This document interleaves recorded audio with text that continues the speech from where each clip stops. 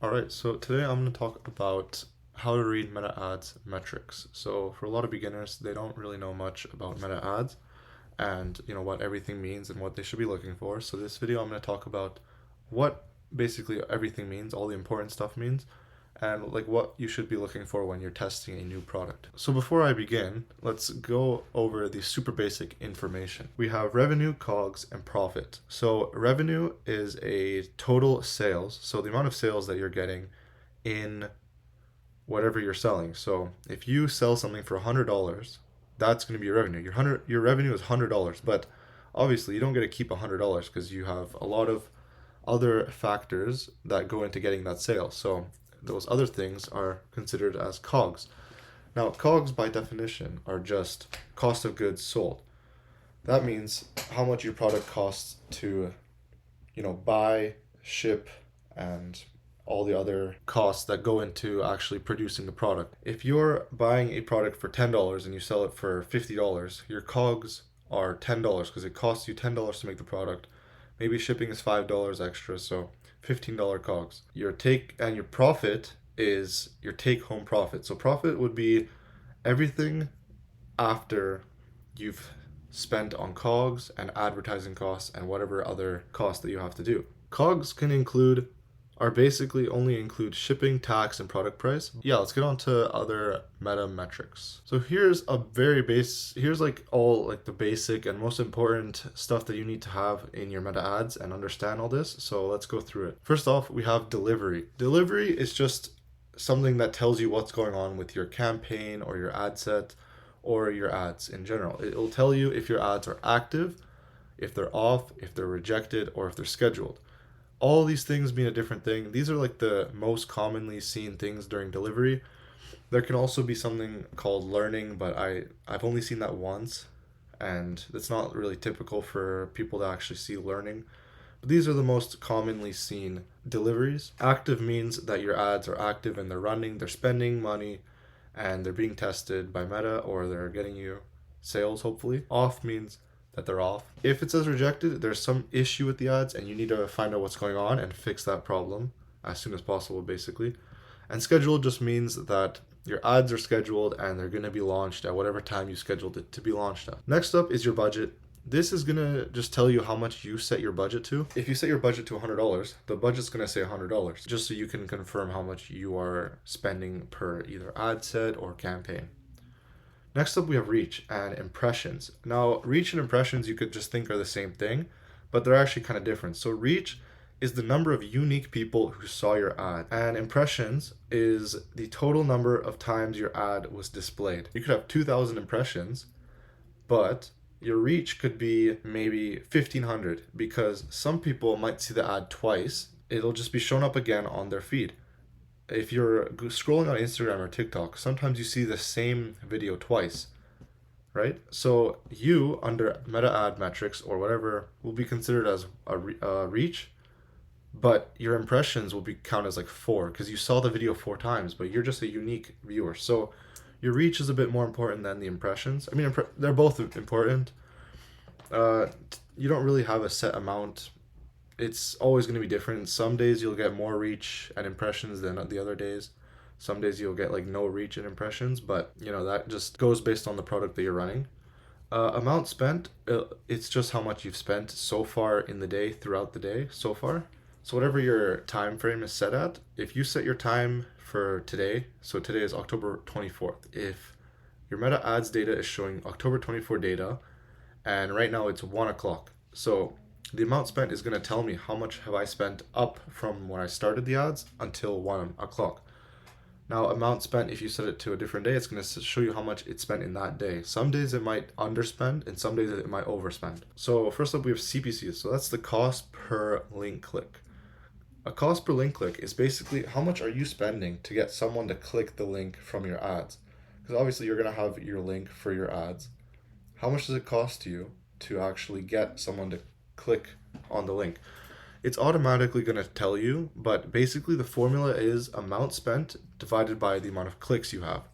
So a good CPC would be under $2 because if it costs you over $2 to get someone to click the link, unless your product is like high priced or you're spending a lot of money, if you're just spending a little bit of money, you want to have cheaper cost per clicks, because the cheaper your cost per click is, the more people are going onto your site.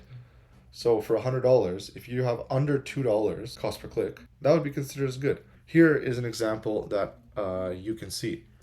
Amount spent was $110, but your CPC was $2.63. So it costed me $2.63 to get one link click. Not great, it should be lower. I could be getting higher link clicks, but whatever. So with CPC, you want to be looking for the lower number. The lower the number is, the better it is. Now, keep in mind, if you're spending like $100,000 on ads, your CPC is not going to be two cents. Like, I mean, if it is, then that's insane.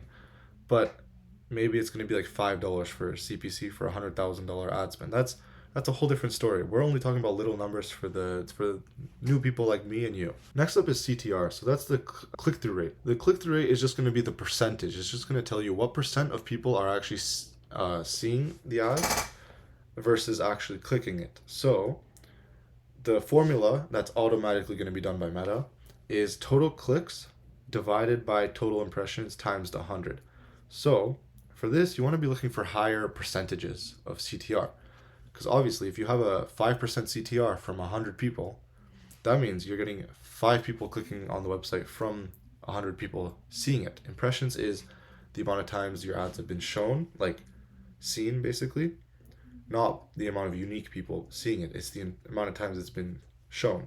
So if you have 1,000 impressions and you have a 10% CTR, which is pretty high, that's actually pretty high, you'll get around 100 clicks. With CTR, you always want to be seeing how high can these numbers be. I would say an average CTR when you're testing with like $100 a day is roughly around like 1 to 5%. Obviously, the higher the CTR, the better. Next up, we have CPM. CPM is a bit confusing, but let me explain it.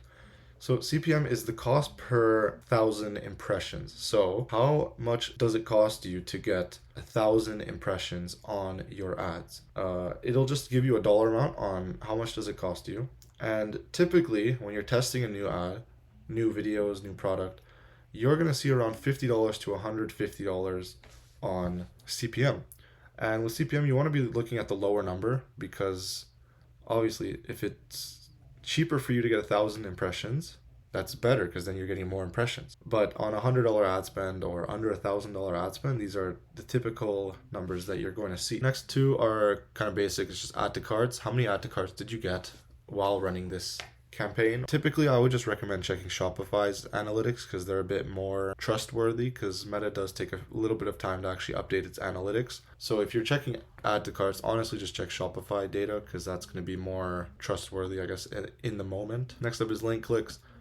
That one's just going to tell you how many people clicked on the link. That's just going to be filtered out into these ones. After, we have purchases. This is just the number of purchases it's going to show you. So if you had 5 purchases, it's going to say 5 purchases. If you had 0, it's going to show you 0. Purchase conversion value is the total revenue combined. So if you had one purchase for $100 from your ads, it's going to say $100 purchase conversion value. But if you had 5 sales and it ranged from like 50 to 150 through all 5 sales, purchase conversion value is just going to show you how much you made in total. So if you made $500 from 5 sales, it's going to show you $500. And lastly, we have the purchase ROAS. I would say this is the most important when you're looking at profits, but it's not really the most important when you're looking at testing a new product. Of course, it's good to look at your ROAS and to have a high ROAS, but all these other metrics are important to be looking at when you're testing a new product and even scaling. But basically, a purchase ROAS is, better understand it, it is your total purchase revenue divided by your total ad spend. It is just a decimal value that will tell you roughly what X amount you're getting back per dollar you put in. So if you put $1 into ads and your ROAS is 1.5, you would get $1.50 out for every dollar you basically put in. So some examples we have here is 1,000 divided by 600. This is basically saying if you put $600 on ad spend and you got $1,000 back on revenue, your ROAS would be 1.6. Now, if you do this calculation right now, that's wrong. The actual ROAS would be 1.6, just like infinite of 6s, but it's just rounded. Another example is if you put $100 into ads and made $1,000 in revenue, your ROAS would be 10. That's really high. You're typically not going to see these type of numbers. Another example is 750, and you put it into ads and you made $1,000 in revenue, your ROAS would be 1.3. If you calculate the first and the last one, they might be a little bit off because it's rounded, but it's roughly like, these are roughly the numbers that you're gonna have. Typically when I'm looking at ROAS, anything above 1 is obviously good, but if you want to actually be profitable and you're looking at ROAS, good ROAS to be profitable is by calculating it. You need to calculate what your ROAS is to actually break even. So let's go through it. Here is the minimum ROAS for break even, B ROAS. B ROAS is basically break even ROAS that you can calculate on your own. I think Meta does have this as an option, but it's going to be more specific to you because they're not going to know how much your COGS are. You will know how much your COGS are, so that's why you need to calculate it. So the formula is 1 divided by, in brackets, 1 minus your COGS. So whatever your COGS are, if you forgot what COGS are, go back to the beginning of the video and see what COGS are. Don't include the ad spend for this one. It's just your COGS, general COGS. So that is product price, tax, shipping, and whatever else it costs you to make the product. So 1 minus your COGS, and then 1 divided by that. Divide all that by your selling price, and that equals your B ROAS. So the example here is 1 divided by 1 minus 15. $15. That could be $10 for the product price and $5 for shipping. So your COGS are $15, and I'm selling it for $70, let's say. Divide all this stuff by $70, and you get 1.27. That means 1.27 ROAS basically means you're breaking even. You are not losing any money, but you're also not making any money. Anything under 1.27 means you're losing money. Anything over 1.27 means you're making profit. That's just an example for if you were running an ad. Now you might be wondering, how much ad spend can I actually have until I can actually make a profit? Well, that's where what's the max ad spend I can have to actually make a profit? Well, that's where this formula comes in. You need to do your product price divided by your ROAS. So the ROAS that you found here, you do product price divided by ROAS. That equals the maximum amount of ad spend to break even. So if your product price is $70 and your ROAS is 1.27, if you divide that, you have $55.12. So if you spend $55.12 and you have a 1.27 ROAS, that means you break even.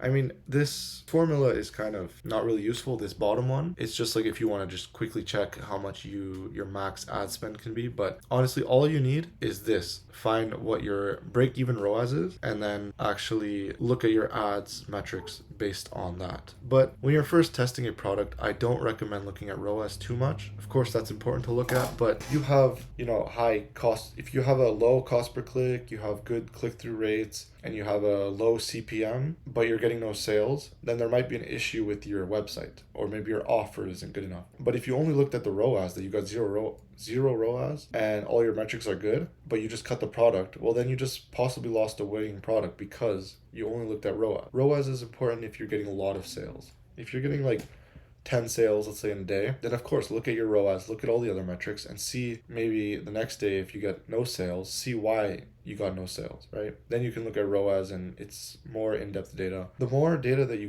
give to Meta, the more accurate you can be with confirming what issues can be with your ads. Yeah, hopefully that you guys could understand that a little bit. I'm still kind of learning how to explain things properly. I'm not great with teaching, so I'm just trying to get better at it. I'm trying to explain these to you guys. Hopefully the explanation made sense. If you guys actually want this PDF and to actually go through it yourself just to reread it, I do have it in my Discord for free. You guys can just download it from there. And the Discord link is in the description, so do join. If you guys didn't, try and read over it and maybe search up what the terms mean, because maybe my explanation wasn't good enough to you. Yeah, paid ads is all about learning. And hopefully you guys learned something from this if you guys are new, or if you guys are experienced with it, maybe tell me if I got something wrong, and then the comments can also give you guys some more information maybe. So thank you guys so much for watching, and I'll see you guys in the next video.